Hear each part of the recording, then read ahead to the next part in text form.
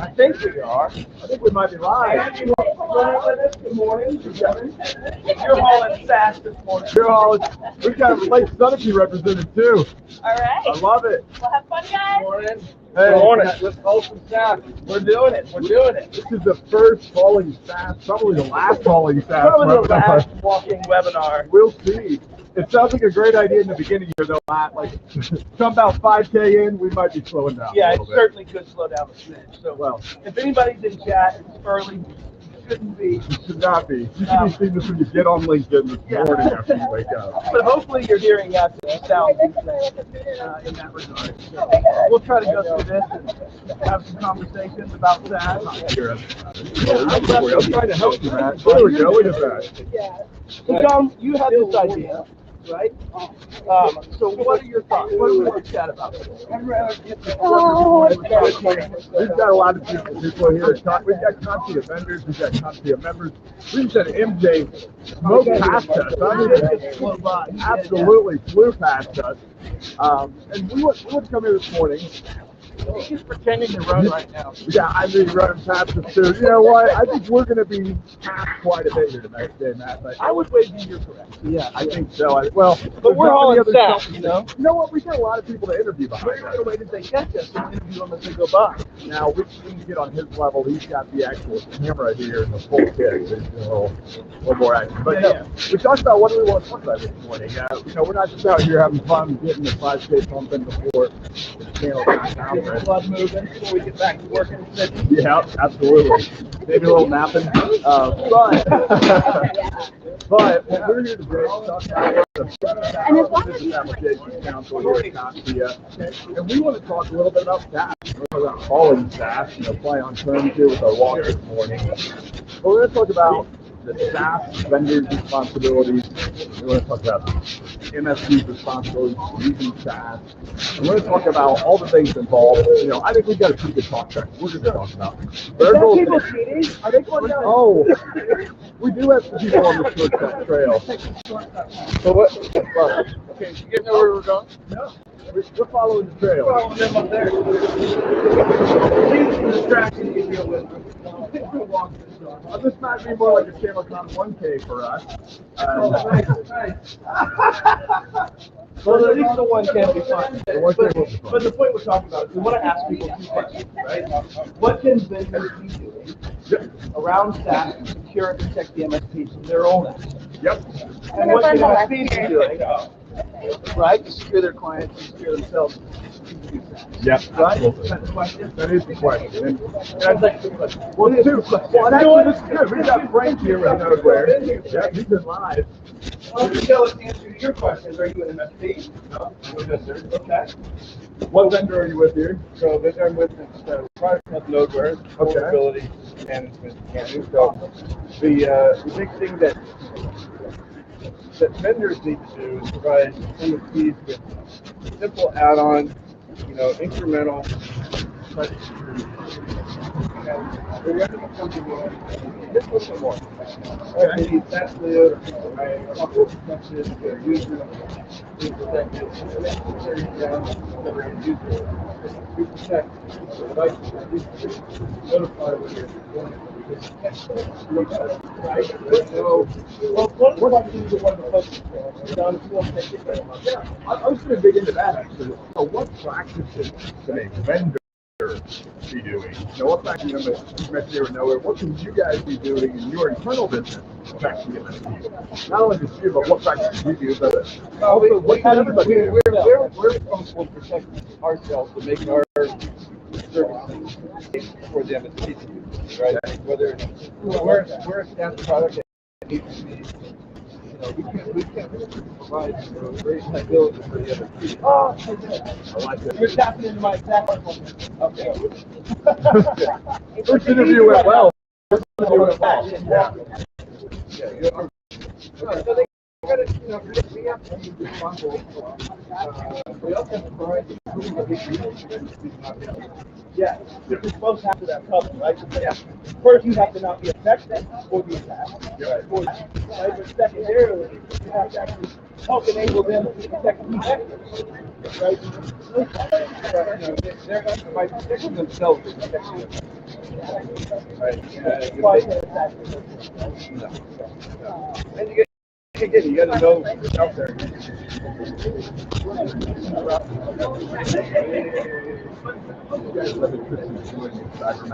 Walking podcast. Are you MSP? Yes. Perfect. We're going to talk about what the vendors that are here at the ChannelCon conference are doing that are support you as far as your business. Not, the normal story of that they're coming in trying to say, hey, these are business effective customers. What can vendors be doing in their business to protect the business better? What do you want out of that? I'm a little different. I'm a not-for-profit, so I'm an instructor. Okay. Like my mind is providing the resources and tools for the client. I have never thought about it. But we can talk on that track too. But are you open to that? We'll be up here. I'll have to slow down and we'll switch in and bring it in. I like it.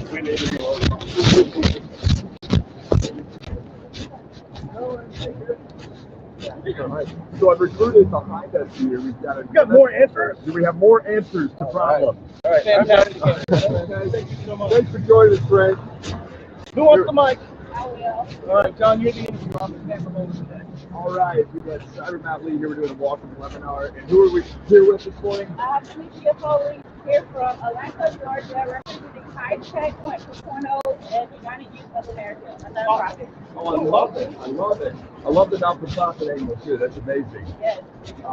Well, we're here this morning, and we're talking to COMPTIA members about two different things. One, or first off, are you an MSP or a vendor? MSP. Okay, you're an MSP. That's right. Down from Atlanta. Yes. And we're trying to ask the MSPs, what are the things that you're asking your vendors, or what are the things you wish your vendors were providing you without even asking about around their SaaS tools, their data, their collections on the SaaS tools, the data they're collecting in the vendors.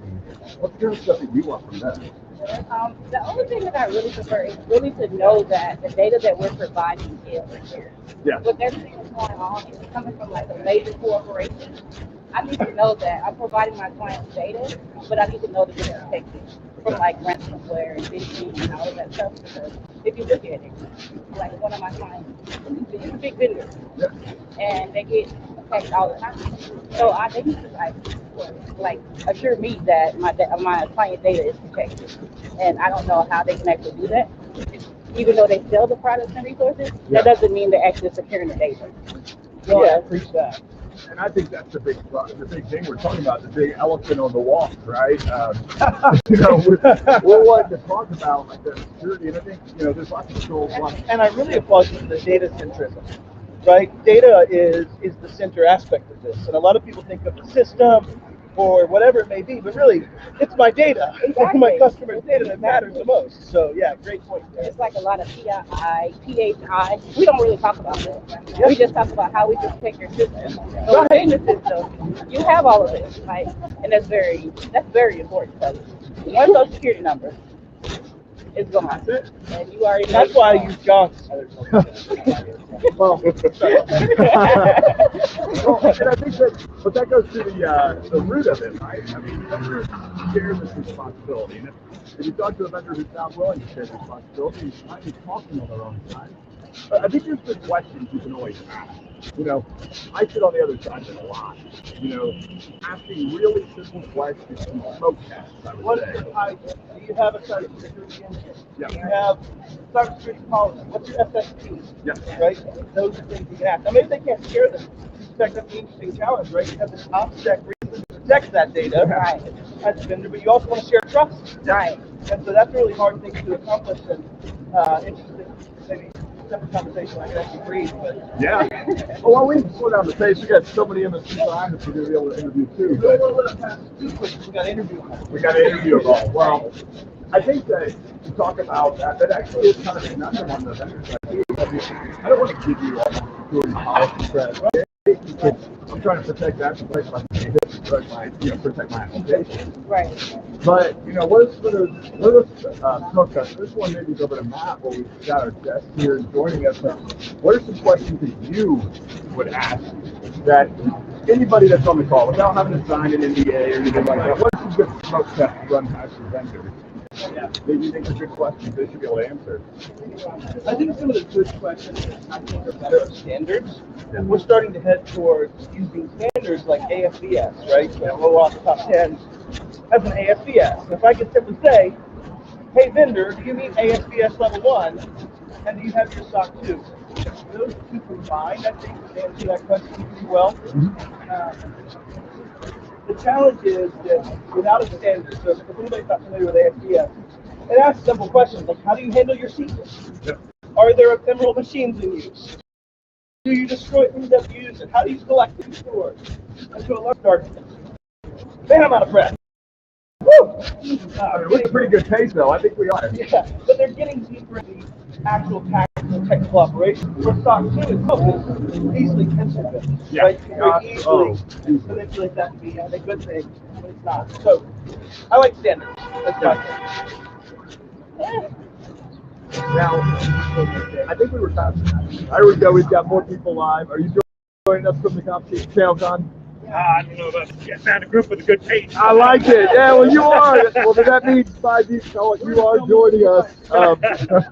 Because we are walking at a good, decent pace. That's what we're here for. All right. Yeah. We were just fine. Hopefully, we need a good directions now. Yeah. Well, we've got good directions. Matt Lee's keeping us up with the pace. All right. All right. Well, are you open to jumping on live with us here? Sure. We're on here live with Cyber Matt Lee. Oh, by the way, thank you so much for joining. Feel free. We'll pull you in here probably. Very good answer. Yeah, love it. It's going to be tough to topple. Matt, you want me to do the arm and yeah, let's switch here? Let's no, you can still interview and arm. I'm going to walk. Oh, I like it. All right, we're doing a little. Oh, Matt's actually sprinting full speed. This is Backwards. Serious. Backwards. We have a new recruit for the Olympics here. Matt Lee is gone. I now have his phone and all the security stuff we just talked about went out the window. Yeah, so here we go. Here's Cyber Matt Lee again. I know. Well, he's just too quick. He's done another lap and he's back for round 2. But, all right, so we've got a guest here with us from live in Chicago at the ChannelCon conference. What's your name? Carl Fulmore. I have Carl Fulmore here. Now, Carl, are you an MSP, or are you at the vendor, or who are you here representing? I am here representing the Department of Veterans Affairs. Oh, I love that.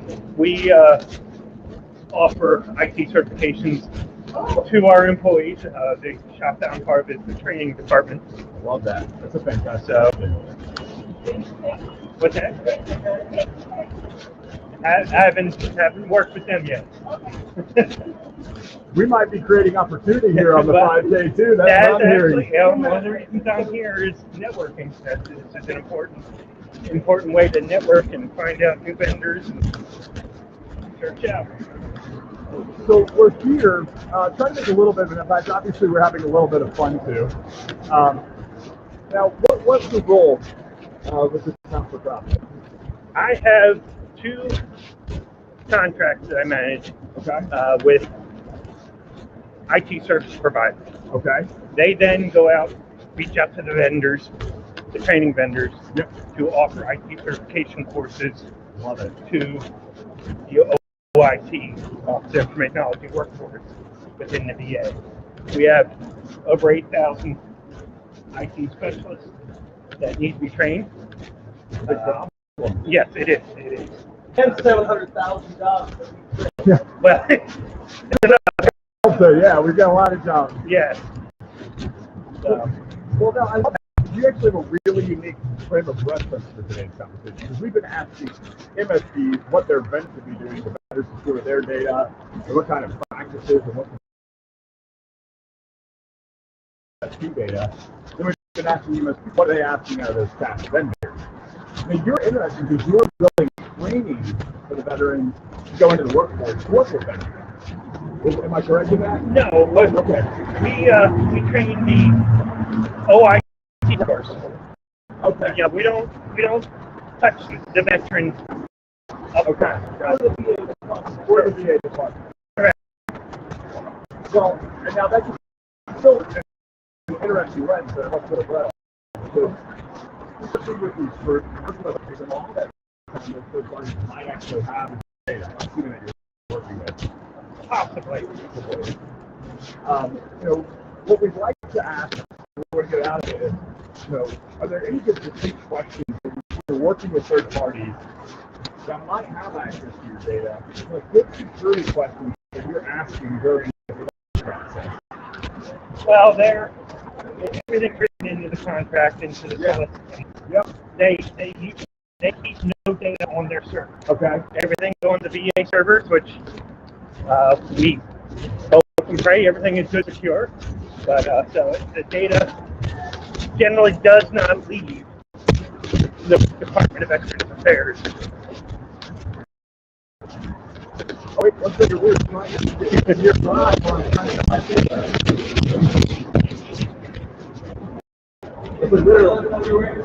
Yeah. Okay. So, given that a lot of the data is down there, I think, at some level there's about this question. It sounds like a lot of people are putting things together for you. You're here talking to vendors. You said you're meeting your vendors. What are you meeting your vendors to talk about? Just to see their capabilities, what they can offer to the Department of Veterans Affairs. I mean, again, I have 2 contracts that I manage. They are actually the ones that go out and get the vendors, but it never hurts for me to know who they are. Always lost us. Yeah, we're on team. All right. 1 second. All right. Sleep on it. There you go. That's right. Got a little bit of audio. Good news is record, so I can actually pull the audio off of it. Oh, that's And We're still here. you're not down there. I can refresh. But it sounds like you're working. All right, I'll shut up. All right. I'm not talking anymore. And we're back live. We've been live. We're still live. I don't want to talk about it. Any questions you want to ask here? Well, you're in the Department of VA and trying to train your people. You guys are looking for vendors and things like that. Have you ever worked with a vendor from these types of conferences, or is this kind of a first run for you? first run for me. No pun intended on the Yeah, understood. Because I certainly ain't running. It feels like it. It does. It kind of feels like it. The humidity here makes it feel like we're running. Exactly. Well, maybe we could provide some great questions as you're walking around to the vendors today, right? Yeah. Instead of that, we want to help educate the channel on what they should be asking their vendor, and it's really not asking, because the better term is expecting out of their vendor. So when you're talking to them today, let's get the capabilities, let's make sure it delivers value, but I start to talk to them a little bit, like ask them what compliance they hold themselves to. Ask them what systems they're putting the data. Well, it's like your statement, right? You said, hey, we don't store data, that's part of our charter, that's when we write the contract system. But that's not the case with a lot of these vendors. Right? Yeah. No, it's not. So I think that's a fantastic point to make, is that you're thinking about those things as an organization, and MSPs should do too. Yeah, absolutely. Well, and I think that's what it comes down to. The line of questioning we see now more days is, cool, technology does good stuff. Yes, it does the value you promised. Now what? Now where's the data? Now where's the compliance? Now where's the story of security? How is your team building your technology securely? Well, if you think about it, one of the challenges that you have is, let's explore why SaaS. Well, if you remember the days of updating servers and software and making sure it all functions, you have some negatives in the sense that there's 1,000 variables, right? So 2008, 8R2, 12, 12R2, 16, 19, 20, the core function level, all of the variables. But when they go to SaaS, a software vendor has the luxury of the exact same homogeneous environment, the exact same way, the exact same way. What we lose, though, is the control. Yeah. And what we lose is the ability to say, I'm going to inspect this before it leaves my environment. So even though you own the software, it's on my environment. Yep. When you move off to SaaS, I feel like capitalism played out. And unfortunately, what happened as people went SaaS is they didn't take those other things that the software vendor wasn't doing before, because the MSP was doing it on the local site, and they didn't start doing it. Now we are really hauling SaaS again.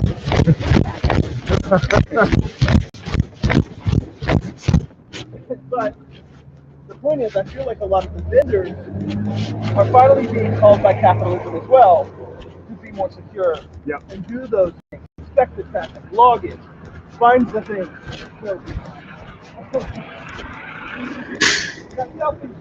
We got selfies up here. Selfies and selfies.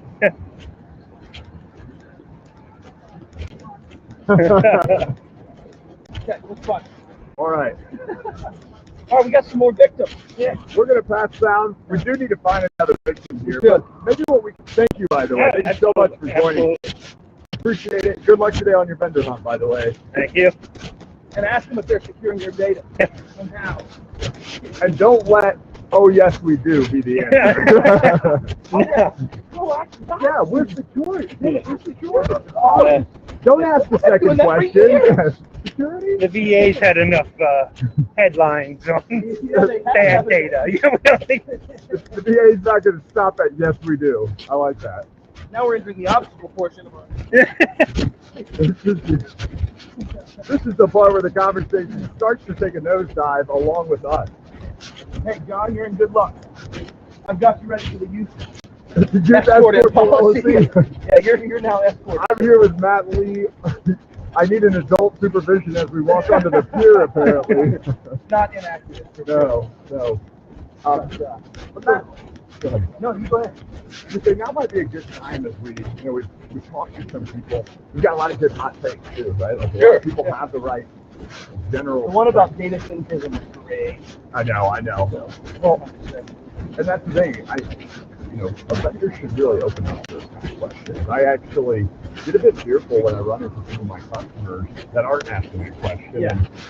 And, one of my favorite questions anytime I'm talking to anybody is, what didn't I ask that everybody else did?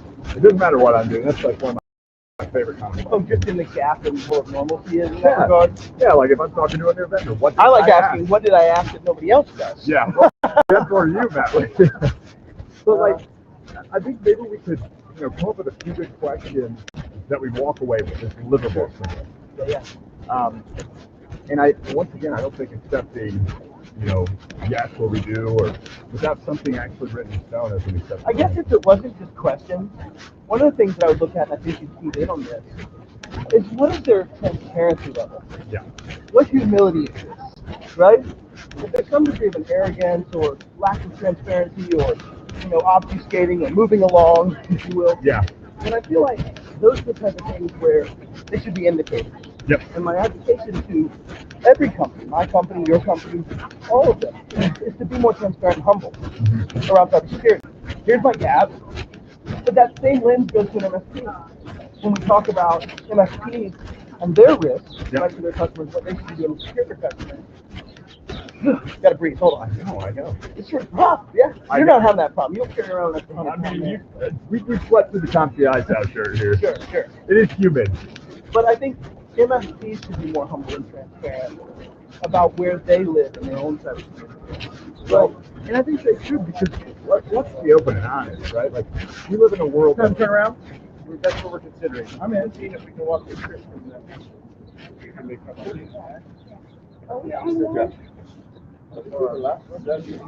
No, there were a bunch of people. There's a bunch, yeah. See, Matt, this actually might be a metaphor about following vendors about. We are lost on the Navy. I'll be humble and transparent. I'm lost. We are not lost. He's not though. We are not lost. We know exactly. Okay, he's up there waving us up. Route that we We're are gonna go the planning route to go on. All right, it's the Rocky movie. It's the Rocky Oh, safety equipment. Here we go. This is really the obstacle course to keep our obstacle off the trail. Things are taking a turn. I'm going to be the most used webinar ever. I'm not certain we've actually covered much, but it's been a fun walk. But no, I was going to rip on what you said about transparency and humility. I'm catching my breath now. We just took those shoes, or those stairs through shoes for them. Oh, I got some legs. I know. I'm trying to keep up. But in the package of humility and transparency, here's the thing. We live in a real world where things are going to happen. You know, we live in a world because we move to SaaS. Yep. Where things are going to happen. But the SaaS is, and I don't want to add this as a negative thing. We couldn't have done this without going SaaS. Yeah. Really. Fantastic mustache. That's awesome. Look at the mustache. Sorry about that. I get distracted by beard here. I'm about to lose all mine. I know. Well, how much more do we need to raise, Matt? That's actually a great time to plug $75,000. $75,000. It's going to go quick. We're 25,000 in without any effort. How short is it going to go? Huh? How short is it going to go? Going, gone. Going, like gone. a shave gun? Like shaved off. Yep, that IT Nation. Oh, yeah, we do. How's it going? Good. How are you guys doing? Good. You want to jump on? Want to answer our question? It's an easy question. I It's a probably no-ball. can't Oh, because I'm with COMPTIA. Oh, yeah. What's about what vendors? No, but you can. All right, here's the question. All right, we've got. I like this. We've got two people now. I got a new interview. All right, let's go. All right. Oh, that's awesome. You got it. Yeah, interviewer. We work with COMPTIA, and then councils of COMPTIA, which are really experts in different technology worlds. Question we're posing to vendors like me and to MSPs is what do they need to do to make it easier for the others? How does an MSP, how does a vendor help them? Okay, so I can't, how does the MSP help them? So I released from your way for speaking about this. I do feel I can't say this because I am a faculty member in some training, so I feel like ease of transaction and ease of process is probably one of the #1 reasons why solution providers, MSPs, want to work for the vendor or don't want to work for the vendor. So, Well, and you know what's great about that is that my view of security is process. My security is not rules, it is process. and if you make that easy or easier than somebody else, solution providers will probably want to work. I like it. Towards as far as the security aspect of that. And my gut would say is because if they have great processes for onboarding, great processes for support, it's possible to have great processes In general. their own height. For exactly. So if somebody, if you have any that has more of a standardized anything, whether that's stars, whether that's product numbers, whether that's onboarding, that's always the case that there's somebody else who has to do that. And it's helping to get it secure. Yes. Well, and I mean, out of everything, you think that's the fun part is get the piece that a lot of startup vendors will say they're startup vendors. And therefore say, I'll get the security later. And that's genuinely what I'm doing. That's the point I would like to go in and if they have the process and they have all these other things in place and they're experienced to work with, they probably are doing a little bit of it. well, and security is not an option, Right. Yep. right? And if it isn't an option at a company, it should be, right? I mean, it's got to be. Fantastic security. Yeah. Right. Well, fantastic. Thank you. You were That was Okay. All right. That was great. You're bridging the gap between the vendors and the UC, especially with councils, right? They're a combination of both, right? So they're kind of already identifying some of those pieces and things that a new vendor coming into CompTIA that's maybe he's going to hear from the others of what they're doing, right? So that's again, let's put this back on CompTIA as the value of participation. Yep. Right, that you're hearing best practices, almost PKM, right? You got best in the things that you should be doing, and I mean, ultimately the MSP has to protect their customer and they have to protect themselves. Right? I mean, there's way too many ways for an MSP to make a mistake or to trust a vendor that isn't doing the right things. I will have to take a break. Are we really this far ahead of the pace? Or have we taken a couple shortcuts? We took a little bit of a shortcut. We took a bit of a shortcut. Although I still think we're That's towards what the back. happened. No, this is just a trend. That's what I said. No, I don't think so. Oh, yeah? Yeah, we got a couple ice out shirts out here. All right. No more our other compatriots. Here we are. We're live. This is the second lap. There it goes. I know. This is the 10K for them. I feel lazy. Well, Matt, I think I want to rip on what we talked about on the process. When you say startup vendors say, well, get to security, that's an alarming thing. I've been in the startup world my whole life. That's an alarming statement for years. I know in totality. Yeah. Right, like they may be signing in locally on their machine. Okay. They have control password manager. Well, and the other thing to keep in mind, too, is while you're thinking security, a solution provider or partner has 20 other things they're thinking about, too. Yep. Right? Funding So, rounds and building so code. while we say, hey, security shouldn't be an option, it's also, they're trying to juggle payroll. They're trying to juggle, everything else at this moment. So I can't fault anybody for missing something, but it's what we try to help with. That's the transparency and humility. But I think that plays into it. What I meant with that statement is, security isn't after all. It can be small things.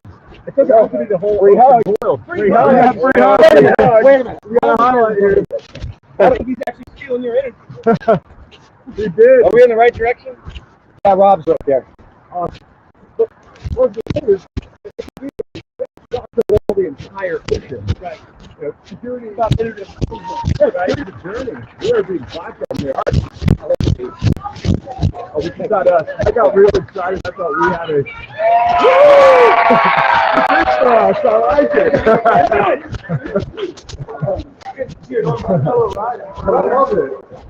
What I want to say is, it's small things. If you say security is later, that's not the right answer because you're improving, right? It's just part of the process. Culture, actually. You're improving your code. Yeah. Making it better, right? Software applications. Iterate on the security too.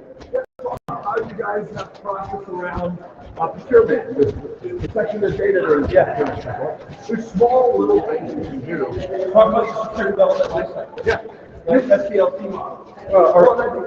You talk about development lifestyle, right? Like, here's the thing.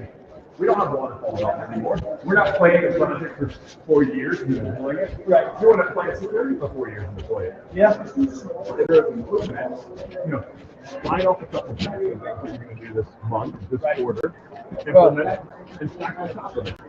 I mean, again, half of the shameless plug and half of it just sort of reality check.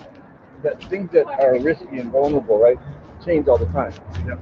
So if you're not at least making sure you're up to date with current, and that your customer sites aren't, and vulnerabilities come out every day, and most hackers are on them within 15 minutes, going down and trying to find and exploit that vulnerability.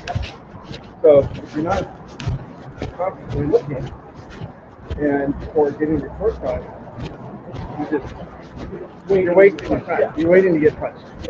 So, and again, our product does that. So, and again, between John and my product, it's hardware, software, users to protect or at least identify.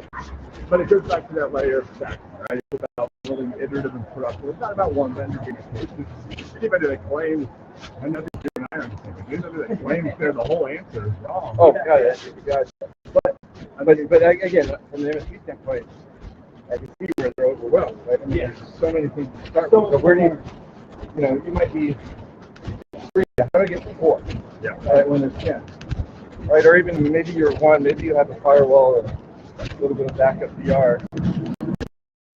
How do you next level of cyber hygiene incrementally, right, rather than all at once? I think that's the fear for a lot of partners, and MSPs in particular that have been around a while, and how do you get to the next level? But I think there are cases like, managed SOC that you don't have to do everything, right? MSP start with outsourcing, partnering. Yeah, I think, though, to your point, that's why I love frameworks, right? Yep. In the sense that you're sitting there and MSP going, what can I do to water? Here, how can I do, right, the CIS topic moving? right, which is your 18 top things to reduce overall risk from CIS and security, makes it plain. Start here, do this. Yeah. And if you look at it, like John, same one for you, know what software is running. It's one of the critical ones. Well, visibility is sort of everything. Yeah, it's know thyself first, right? Yeah. I think that's the mantra. But I like it. I think that's really, a lot of them, they feel overwhelmed with all the vendors telling all this solution. I think it's a limited framework. You know where they go. They're like, okay, I have 3 tools for this problem and this frame. And Yeah, you're control 7. Yeah. Yep. Continuous vulnerability management. Yeah. Yep. Yeah. And I think you just work on that pathway. So, this might be a good I summary think we're point at a as we're good rolling stopping up. point. Yeah. Now let's just go ahead and wrap it up. Let's have MJ wrap it up. Let's have MJ wrap it up here. What am I wrapping up? Well, run. Do we turn left on I'm that totally one? wrapping up on the rest. No, I'm not great with directions, but I'm gonna say I think so. Yeah, I know where to go. Okay. We're going to go into the summary, right? We get a lot of good feedback at that point. Like, I always find my way there and Security, the it's questions long you should be asking way. And ask. Keep asking. One of the biggest things you can do, I said this on West Coast Exposed, is advocate. Be the one that's asking the question. Don't take a single answer as the answer, right? 6 to 10 years old. I think that's my summary of this is, if you're an MSP, and if you're a vendor or a member of the vendor team, ask the question. Advocate for security. And ask the hard questions. Yes, we do it.